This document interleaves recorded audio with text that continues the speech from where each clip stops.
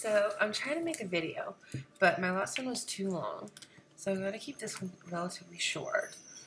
So I'm going to ask myself some questions since nobody ever asked me questions, and I'm going to answer them.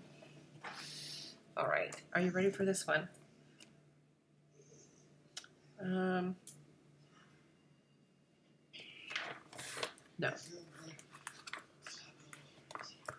I may have to wait till my children go to bed.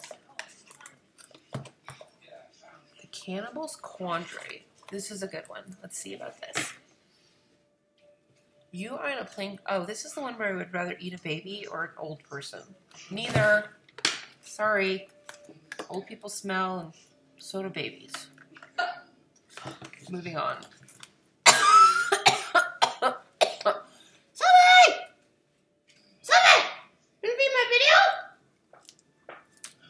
See my bad dog?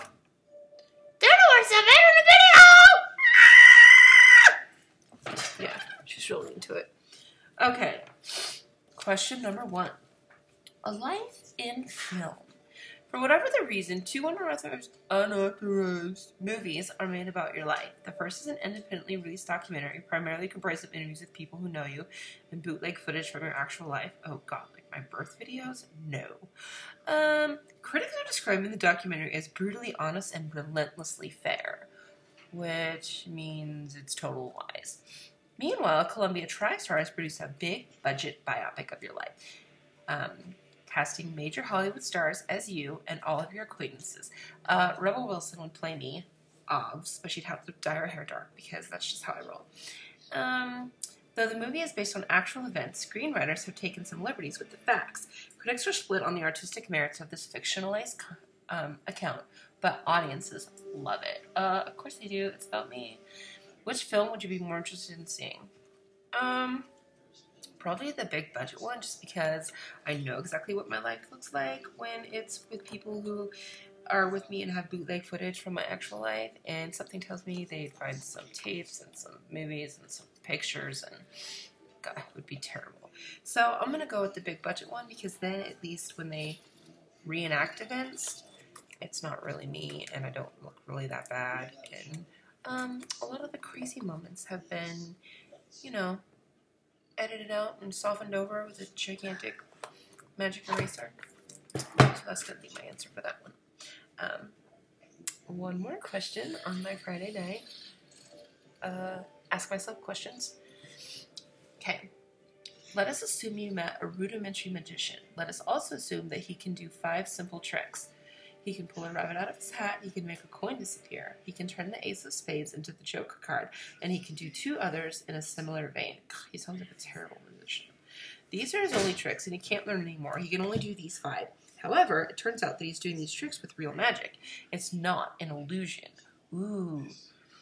He can actually conjure the bunny out of the ether, and the ether, I don't even know how to say that, and he can move the coin through space. He's legitimately magical, but extremely limited in scope and influence. Would this person be more impressive than Albert Einstein? I think Chris Angel is more impressive than this dude, just because he can do real magic. His magic sucks. Like, he can make a coin disappear. I can make $100 disappear if you give it to me and drop me off at H&M. So, I don't really know. I think Albert Einstein has a lot more, to offer, even though he can't do legitimate magic, because this dude just sounds like a total loser. Yeah, sorry, that's my answer. And for what it's worth, Chris Angel is really terrible in person. I went and saw him in Las Vegas once. Worst $100 I ever spent, besides all those other things I spend $100 on with people that I can't stand. So, oh, I should probably skip that question for now. One more question. Or I may just have to sit here and look through this box of questions because there's so many. Unknown companion. Here we go. Oh, no. Way too long. The honesty room.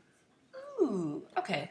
Someone builds a paranormal honesty room. When the walls of this room, it is impossible for anyone to tell lies or to avoid answering whatever questions they are asked. Oh, I know some people I need to get in this room. The same inventor also creates a memory loss drug that is released into the air inside the honesty room. Is it vodka?